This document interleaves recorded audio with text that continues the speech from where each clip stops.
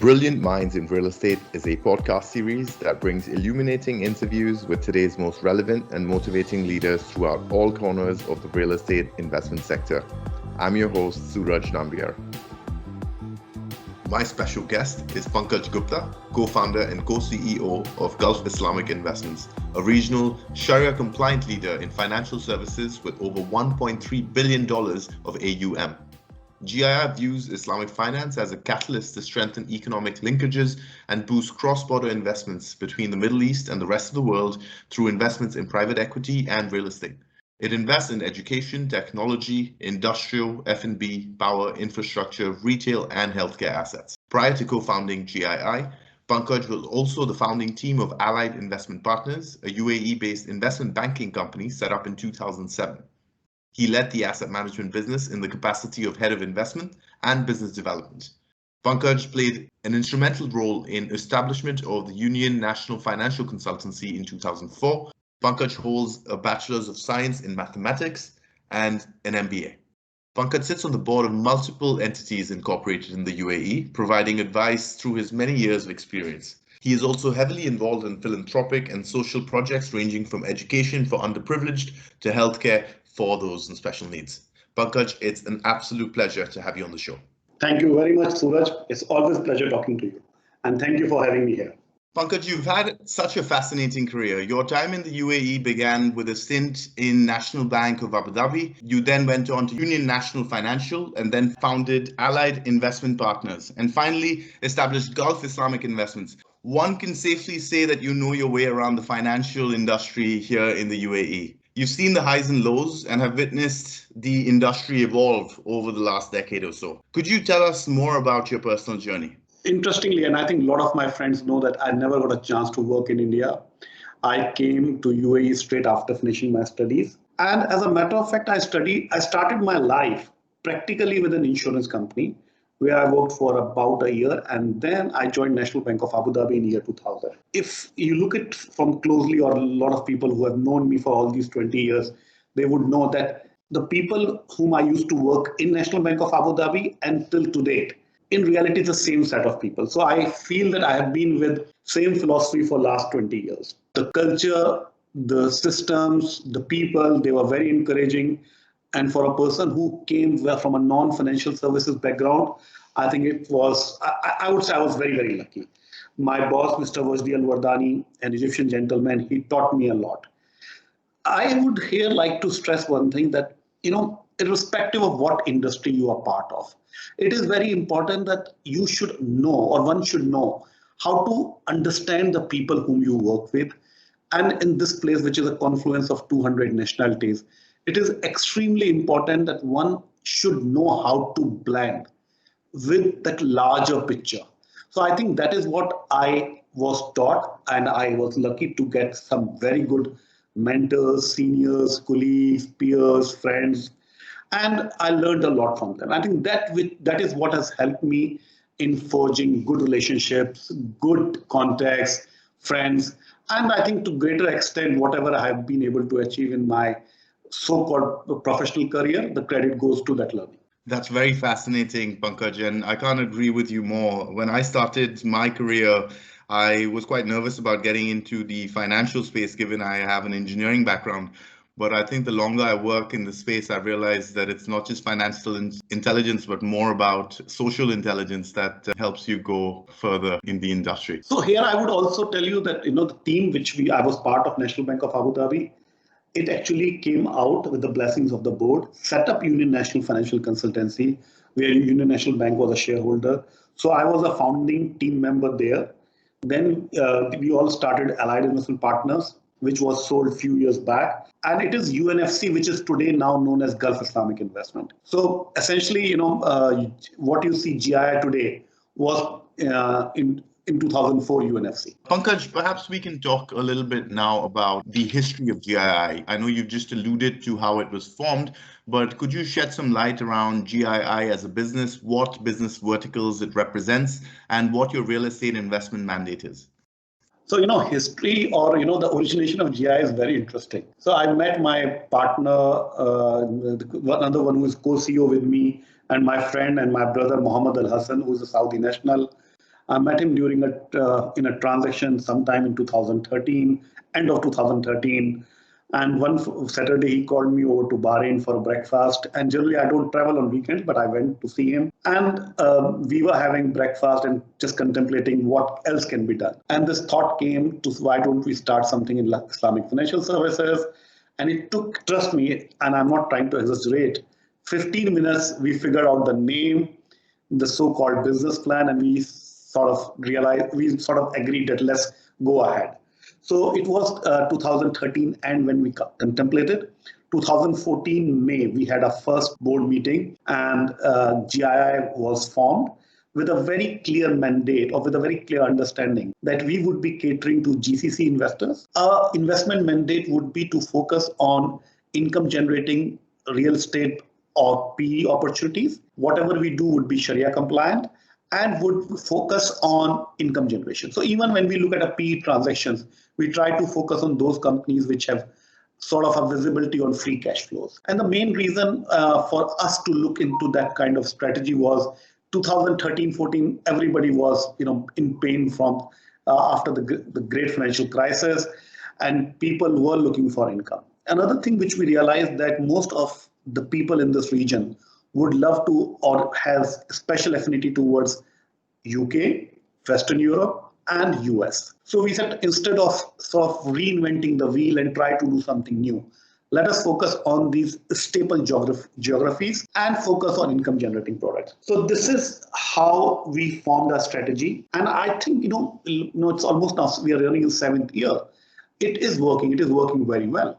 And we have been able to, starting from scratch in 2014 mid, we today sit on about $1.3, $1.4 billion of asset and a wonderful team. We started with 4 people. Today we are about 55 plus. I think that speaks a lot about the success of the strategy. That's very, very fascinating. Pankaj, GII, as you rightly mentioned, has exposure both in the developed, but also, I believe, in the emerging markets. And you hold a well-diversified portfolio across certain asset classes of strong income-generating assets. What do you think are the key differences in your approach for due diligence when you make investments in developed economies like the US or the UK versus looking at deals in economies like India? It's an interesting question, and I think a difficult one also, because when you look at opportunities in developed market, and let me focus on real estate first, which is one of our main businesses.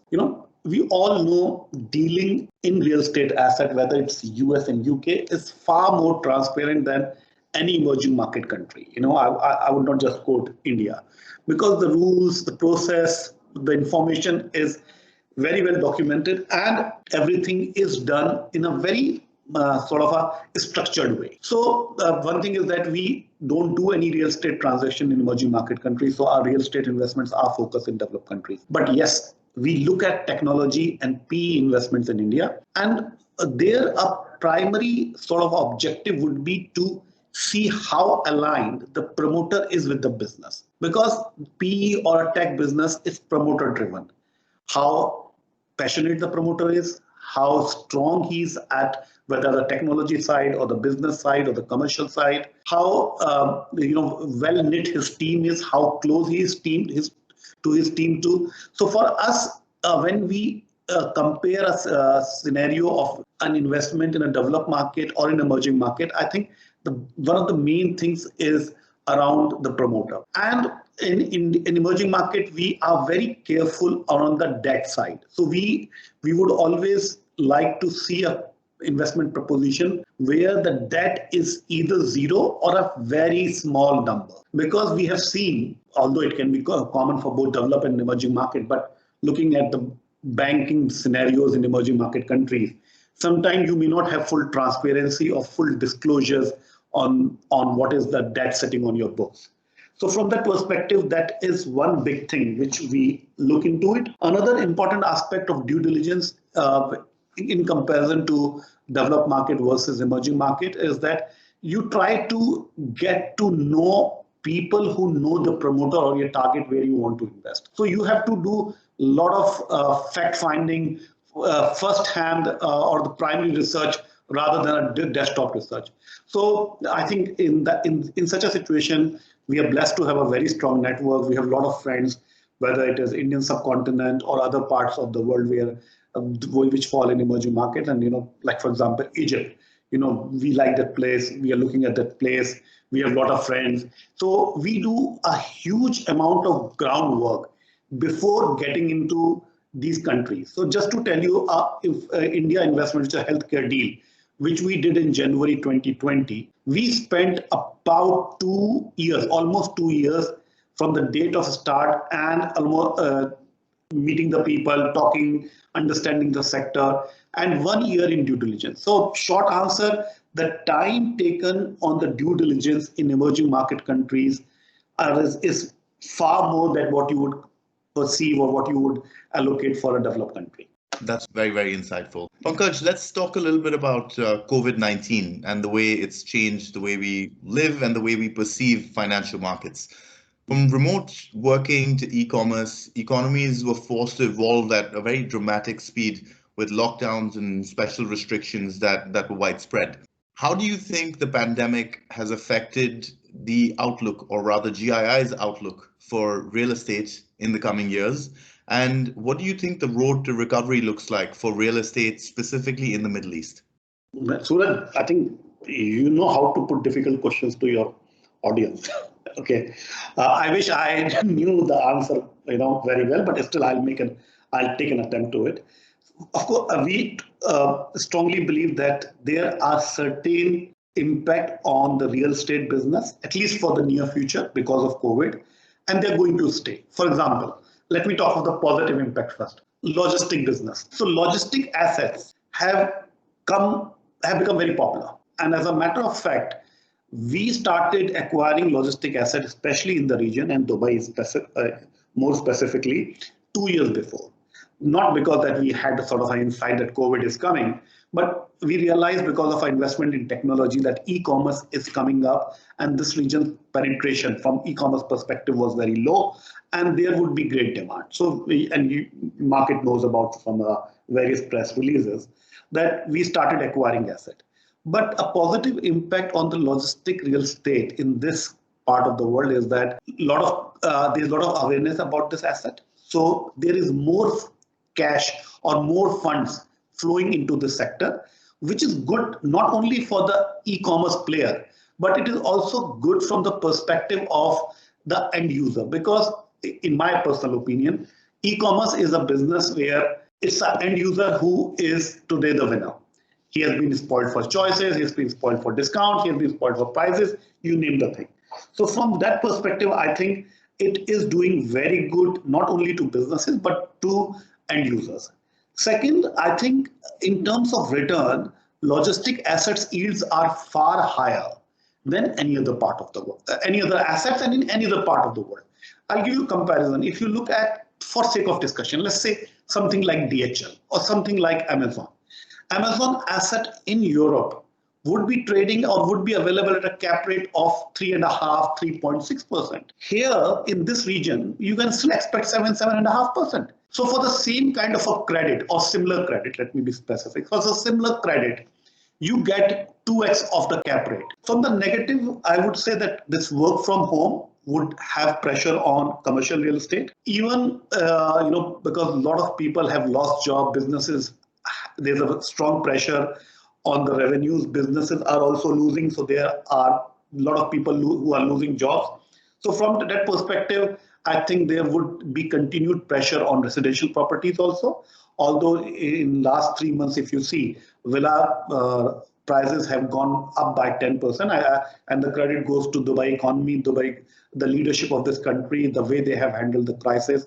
So I think that's a totally different factor, which I can talk on a separate day or under separate question. But two negative aspects of real estate, or other three, would be on the commercial side, residential, and hospitality. Hospitality, people are really suffering. So I think that's what my read would be on COVID.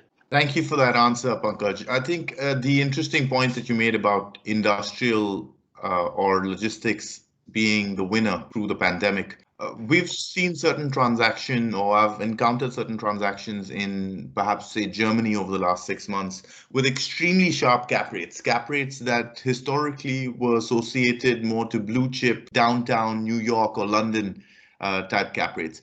Do you feel that given the amount of investment that is currently chasing logistics, that you could argue that there is a potential for overheating or overpriced logistics? In my personal opinion, if you look at places like UK, if I were to compare few regions, UK, Europe, the prices are already beyond that digestible limit. I think the assets have become very costly. I would personally not look at it.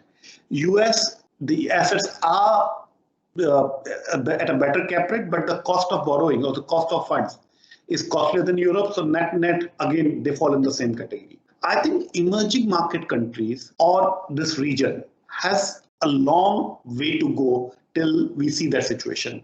So I would continue to stay bullish on logistic stroke industrial asset in GCC, more specifically UAE, and a lot of emerging market countries. I think this asset class would give good returns in near future or foreseeable future. And people can still expect, mid single high digit, like a 7, 8, 9% returns, cash on cash. That's very, very fascinating. And thank you so much for that insightful answer. A couple of questions before we let you go. And this sort of deviates a little bit away from the core real estate investment questions. You're involved in many social projects across multiple countries. Can you talk a little bit more about the philanthropic efforts and why they're so important to you? I'm a little still sort of shy to use the word philanthropic, but my passion for education is something which drives it. Because I have not only seen, actually, I believe that education is such a strong weapon. It's such a massive tool that it can transform anybody's and everybody's life. So my whole initiative effort is to see where I can play a role, I can contribute, irrespective of any part of the world, to disseminate education or means of providing education. One final question before I let you go, Pankaj. In all your years of deal making, tell us about one time you failed and what you've learned from that experience. So, I think I have failed more times than I got success. So, again, it's a difficult question from the perspective. There are so many things which I need to learn and I need to not rush at it.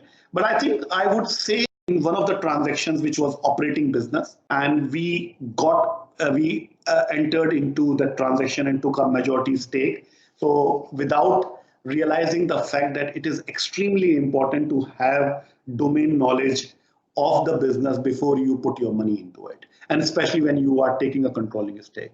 So I would say that this is one thing which was a big learning lesson. And today, whenever we look at an operating business, we ensure that we are sort of doing that smart money thing, that the person who is putting the larger chunk of the money has a operating or the domain knowledge, and we piggyback on that sort of a co-investor of this. So my suggestion would be to my fellow investor community members that whenever you are taking exposure to an operating business, make sure that you understand the business and have a good sense of domain knowledge. Thank you so much, Pankaj, for taking the time. My pleasure. My pleasure. It's always good to talk to you.